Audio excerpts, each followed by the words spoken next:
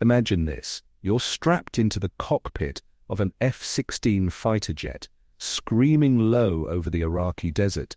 Below you, insurgents scatter. Your mission depends on precision, on knowing exactly where you are, where they are, but the $30 million navigation system built into your cutting-edge aircraft, it's dangerously out of date. So, what do? You reach down and glance at the $300 civilian geographic positioning system unit, something you bought yourself, strapped precariously to your knee. That consumer gadget is keeping you alive, keeping you on target, because the official military tech has fallen years behind. This isn't a hypothetical scenario. This was the reality for Raj Shah, one of the authors of the book we're diving into today. What happens when the world's most powerful military, the organization with arguably the largest budget on Earth, realizes it's being outpaced technologically, not by a rival superpower launching some futuristic weapon, but by the sheer speed and ingenuity pouring out of Silicon Valley, by the technology that powers the phone in your pocket? More importantly, what can your organization, regardless of its size or industry, learn from their desperate, high-stakes fight to catch up? Welcome to CEO's Library, the 1% bookshelf. Today, we're dissecting Unit X, how the Pentagon and Silicon Valley are rethinking U.S. national security, by Raj Shah and Chris Kirchhoff. This isn't just a military story, it's a riveting case study in battling bureaucracy, sparking innovation from within, and bridging massive cultural divides. Over the next 30 minutes, we'll unpack the incredible journey of DIUX, the Defense Innovation Unit Experimental, the Pentagon's audacious outpost planted right in the heart of Silicon Valley. You'll learn how to diagnose those critical innovation gaps that might be lurking unseen within your own organization. We'll reveal actionable strategies tested under immense pressure for driving meaningful change against the grain of massive resistant systems, essentially how to hack your own bureaucracy for the better. We'll explore how to build bridges between established, slower-moving institutions and the fast, agile world of innovators and startups. And critically, we'll look at the kind of leadership required not just to initiate, but to protect and scale these vital disruptive efforts, even when the antibodies within the system try to shut them down. Get ready to upgrade your leadership operating system. So, let's set the stage. Imagine knowing, deep in your gut, that if your country went to war today, you might lose. Not because you didn't have enough tanks or ships or soldiers, not due to a lack of funding, but because you were buying the wrong things. Because the cutting-edge technology wasn't in your arsenal, it was evolving at lightning speed somewhere else entirely, and your procurement processes were too slow, too cumbersome, too risk-averse to bring it in. This was the chilling reality confronting senior leaders in the Pentagon around the year 2015. The evidence was mounting. While the US military was bogged down in counterinsurgencies, relying on tech developed decades earlier, potential adversaries, particularly China, weren't standing still. They were making rapid advancements in areas like hypersonic missiles, artificial intelligence, and drone swarms. Often by leveraging commercial technology, the Pentagon struggled to access. The tech gap wasn't just widening, it was becoming a chasm, a genuine national security crisis. And compounding this problem, the relationship between the Department of Defense and Silicon Valley, the engine of global tech innovation, was frankly broken. The fallout from the Edward Snowden revelations about National Security Agency surveillance had created deep mistrust. Tech founders viewed the Pentagon as slow, bureaucratic, and ethically questionable. Startups that did try to work with the government often found their innovative ideas languishing in the infamous valley of death. That gap between developing a prototype and securing a large-scale procurement contract a process that could take years, even decades, effectively killing small companies dependent on faster revenue cycles. The Pentagon simply wasn't structured to partner with the kinds of companies creating the most advanced technology anymore. This growing gap, this broken relationship, wasn't just a problem, it was morphing into an existential threat. The Pentagon needed a catalyst, a leader who understood both the gravity of the situation and the radically different approach required. Enter Ash Carter. Carter wasn't a typical Secretary of Defense. He was a physicist by training, with deep ties to the tech community. He grasped, perhaps better than anyone before him in that role, that the fundamental dynamics of technological superiority had shifted. For decades, the government drove innovation, and the commercial world benefited from the spin-offs. Now, the roles were reversed. Commercial industry, fueled by venture capital and global markets, was accelerating far faster. The Pentagon, Carter realized, needed to fundamentally change its posture. It couldn't lead from the front on every technology anymore. It needed to become a fast follower, adept at identifying, adapting, and integrating commercial breakthroughs for military use. This insight led to a bold, almost radical move, the creation of DIUX. It was envisioned as an embassy, a listening post, planted directly in Silicon Valley, Mountain View, California, to be precise. Its mission was twofold: bridge the cultural and bureaucratic divide, and crucially, find ways to rapidly funnel cutting-edge commercial technology into the hands of soldiers, sailors, airmen, and Marines. But creating DIUX wasn't just about setting up an office. Carter knew it required a gesture of reconciliation. Speaking at Stanford University, he directly addressed the Snowden fallout, acknowledging the government's role in the breakdown of trust. He promised real change, a different way of doing business, and perhaps most importantly to Silicon Valley ears, he promised real money and access to real problems, not just endless studies and pilot programs that went nowhere. So what are the lessons here for leaders in any large organization? First, the critical need to diagnose the gap. How can you recognize when your organization's core capabilities, the things that made you successful yesterday, are being quietly, or perhaps not so quietly, outpaced by external innovation? It starts with honest, sometimes uncomfortable, assessments. It means listening intently to the frustrations of those on the front lines, the people like Raj Shah who needed that civilian GPS because the official system failed him. Are your teams resorting to workarounds? Are they complaining that competitors or startups are doing things faster, cheaper, better? Those aren't just gripes, they're vital signals. Second, this highlights the absolute necessity of the leadership mandate. Disruptive change rarely bubbles up successfully from the bottom without powerful champions at the very top. Ash Carter didn't just sign a memo creating DIUX. He visibly championed it, he gave speeches about it, visited its offices, and ensured it reported directly to him, bypassing layers of intervening bureaucracy.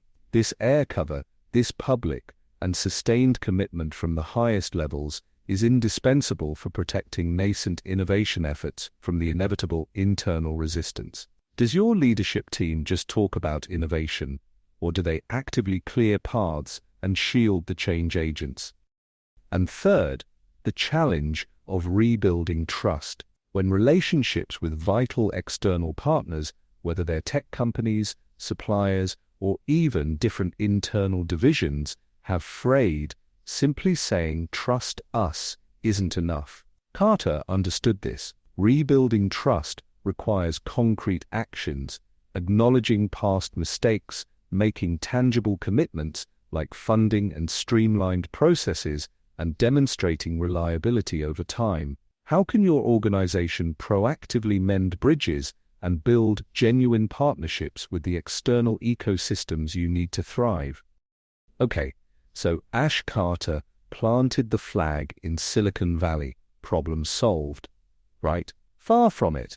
The initial version, DIUX 1.0, was largely a failure. It was hidden away in a drab armory basement, staffed by well-meaning but inexperienced personnel, lacked significant funding, had no real authority to bypass the Pentagon's labyrinthine procurement rules, and was furnished with little more than folding tables. It generated reports, not results. It was clear that good intentions and a fancy zip code weren't enough. Then came DIUX 2.0, spearheaded by the book's authors Raj Shah, the battle-tested F-16 pilot turned entrepreneur, and Chris Kirchhoff, a strategist with deep experience navigating the halls of the White House and Pentagon. They knew that for DIUX to survive, let alone succeed, it needed teeth. It needed real power.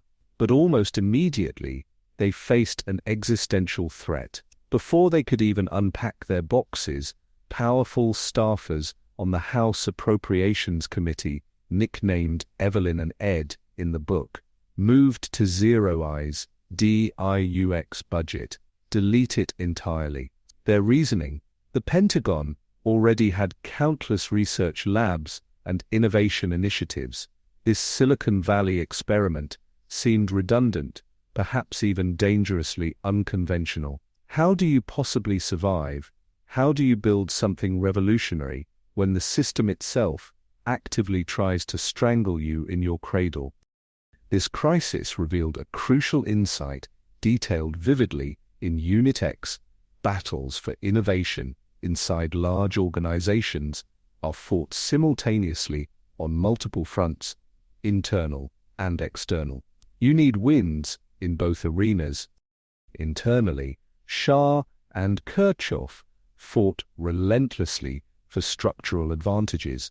They negotiated for DIUX to report directly to the Secretary of Defense, maintaining the vital top cover Carter had established. They secured waiver authority, described as the nuclear weapon against bureaucratic intransigence, allowing DIUX with Secretary approval to bypass specific regulations that would otherwise kill deals with startups. They maneuvered to get dedicated support staff, personnel, legal, finance, assigned directly to DIUX, insulating them from the slow gears of the main Pentagon machine.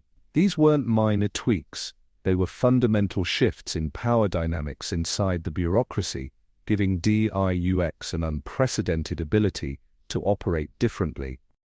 But internal clout wasn't enough. They needed external credibility, particularly with the wary tech companies in Silicon Valley. This is where one of the most ingenious hacks described in the book comes into play, spearheaded by a brilliant contracting officer named Lauren Daly. She unearthed and creatively adapted an underutilized mechanism called Other Transaction Authority, or OTA, combining it with a novel approach they dubbed the Commercial Solutions Opening, or CSO. Forget the traditional 1,000-page request for proposals dictated by the Federal Acquisition Regulation, or FIR, a process that could take years. The CSO allowed DIUX to post broad problem statements, invite companies to pitch solutions, and, here's the magic, move from initial pitch to a funded pilot contract in roughly 60 days. 60 days. Compared to the typical multi-year slog, this was light speed.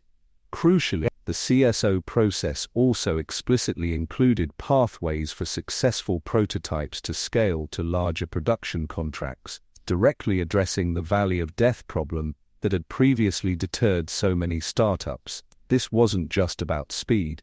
It was about sending a clear signal to Silicon Valley. Working with DIUX would be different, faster, and could lead to real business. Why were these bureaucratic hacks so vital?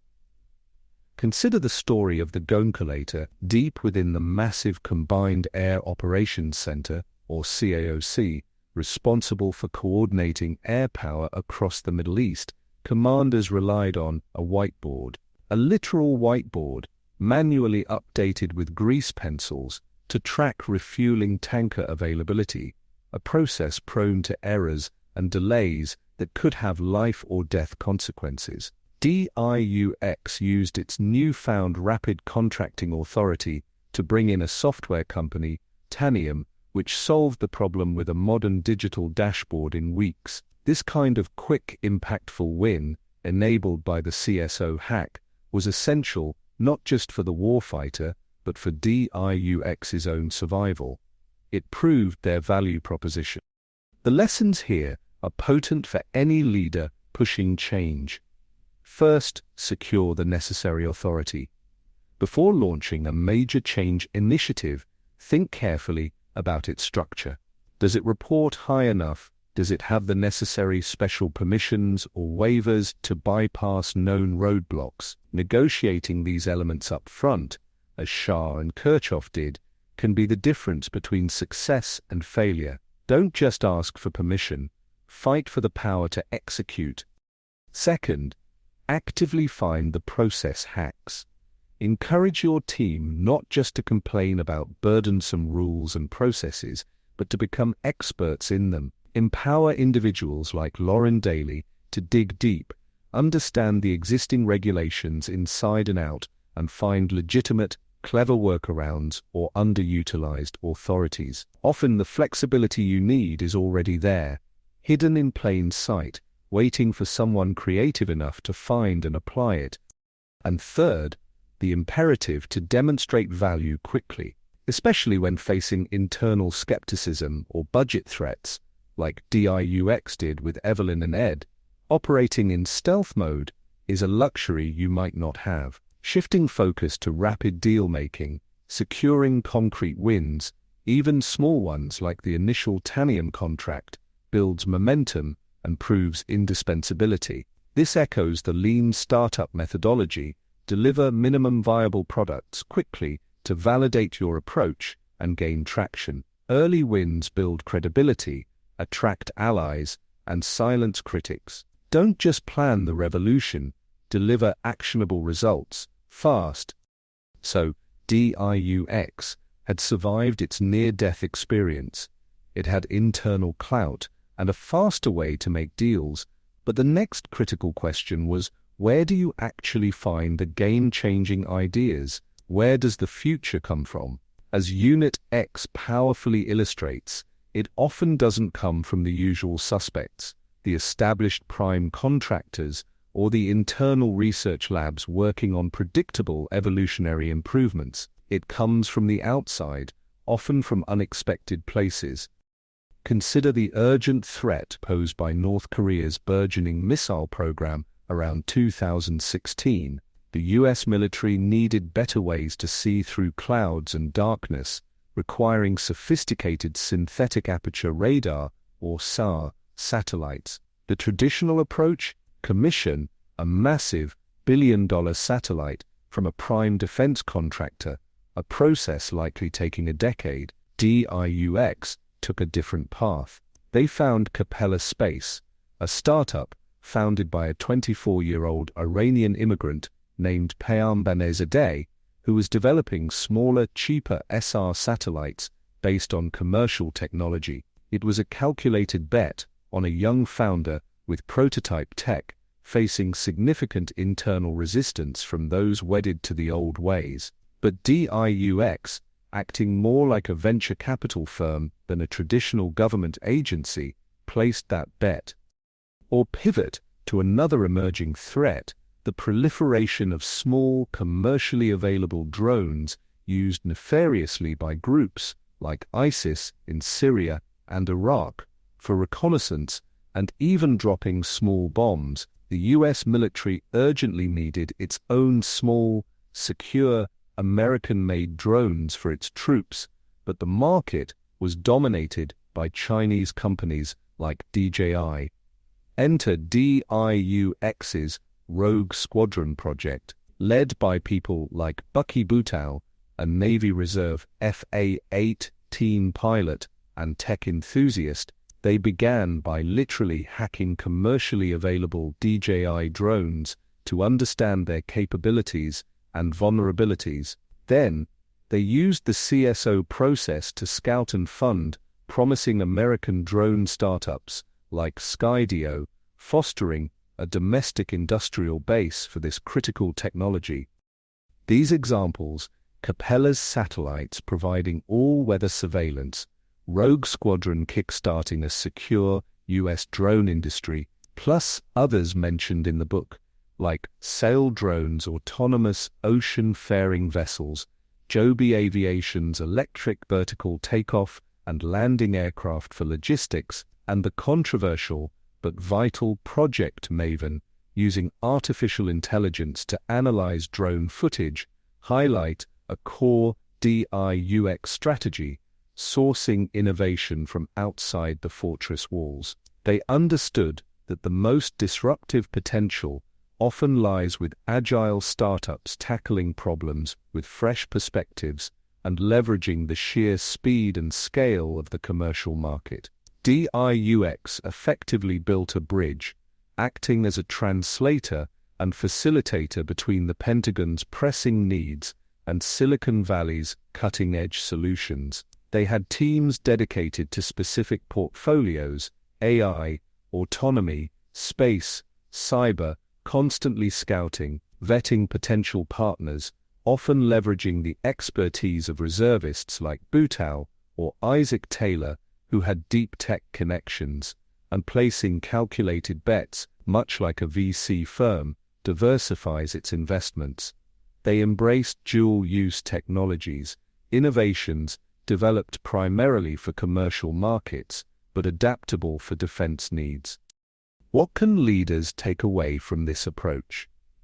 First, the need to build systematic scouting capability. How does your organization look beyond its own walls, beyond its traditional suppliers, to systematically scan the horizon for potentially disruptive external technologies and startups? This might involve creating dedicated internal teams, like DI/UX's portfolio managers, who are steeped in both the organization's problems and the external innovation ecosystem. It could mean partnering strategically with venture capital firms or academic institutions. The key is making horizon scanning an intentional, ongoing process, not just an occasional reaction. Second, learn how to intelligently de-risk innovation bets when dealing with unproven external technologies. DI/UX didn't just write blank checks. They used pilot projects extensively. They structured contracts with clear milestones and iterative funding, like they did initially with Capella Space, allowing them to test the technology and the team's ability to deliver without committing vast resources up front. Defining the problem clearly, rather than dictating the solution, also allowed startups to propose creative approaches. How can your organization adopt similar methods, pilots, phased funding, clear problem statements, to experiment with external innovation more effectively and affordably? Third, embrace the power of managing dual-use technology. Recognize that many breakthroughs relevant to your specialized needs might first emerge in the commercial sector. Think artificial intelligence, cloud computing, software as a service, advanced materials, autonomous systems. Adapting these commercially proven technologies can often be significantly faster and cheaper than developing everything bespoke from scratch. Leaders need to foster a mindset that actively looks for opportunities to leverage commercially driven innovation, bridging the gap between the consumer world and their organization's unique requirements. Unit X, later renamed DIU, dropping the experimental as it proved its worth, wasn't just a story about cool gadgets or clever bureaucratic maneuvering. At its heart, Unit X is a compelling narrative about the necessity of change, the friction it inevitably creates, and the leadership required to see it through. We've walked through the key phases, recognizing the crisis of falling behind, the indispensable role of top-level sponsorship like Ash Carter's, the gritty internal battles fought by leaders like Shah and Kirchhoff to gain authority and hack the system with tools like the CSO, and the strategic imperative of looking outside the organization to source the future from nimble innovators like Capella Space and Skydio. Let's recap the core lessons that resonate far beyond the Pentagon's walls. First, in today's rapidly evolving landscape, innovation isn't optional. It's fundamental for survival and relevance, whether you're in national security, finance, healthcare, or manufacturing. Complacency is the ultimate vulnerability. Second, internal change agents, the entrepreneurs fighting for a better future, need more than just good ideas. They need high-level backing and clever, practical tactics to navigate and overcome the inevitable resistance from entrenched interests and bureaucratic inertia, the organizational antibodies. Third, real disruption often originates from nimble outsiders challenging the status quo. Established organizations must build effective mechanisms to find, partner with, and integrate these external sources of innovation. And finally, bridging cultural divides between the established organization and the innovators, between different internal silos, is critical, demanding empathy, clear communication, and tangible demonstrations of value. The story of DIU is ultimately a microcosm of the innovation challenge facing nearly every large organization today. It showcases the human element, the vision, the resilience, the personal toll on the change agents, and the importance of assembling diverse teams with complementary skills, blending deep domain expertise with fresh, technological perspectives. And the story isn't over. While DIU achieved remarkable successes, spawning other initiatives like the Air Force's Kessel Run Software Factory and the Army Futures Command, and contributing to the rise of a new generation of defense tech unicorns like Anduril and Scale AI, the struggle continues. The Pentagon is still a massive bureaucracy, and the forces of resistance remain powerful. Initiatives like the recently announced Replicator program, aimed at fielding thousands of autonomous systems rapidly, build directly on DIU's legacy, but face their own hurdles. Ash Carter, Raj Shah, Chris Kirchhoff, Lauren Daly, and the entire Unit X team proved that even the world's largest, most complex bureaucracy can change, can adapt, can innovate when confronted with necessity and guided by determined leadership. So, the question for you is, what's the obsolete F-16 GPSs in your organization? What critical capability is quietly falling behind? What process, seemingly immutable, could you potentially hack for the better, like Lauren Daly did with procurement? Where are the external innovators your organization needs to connect with? You don't have to boil the ocean. Start small, identify a pressing problem, build momentum with quick wins, find allies, especially at senior levels, be persistent.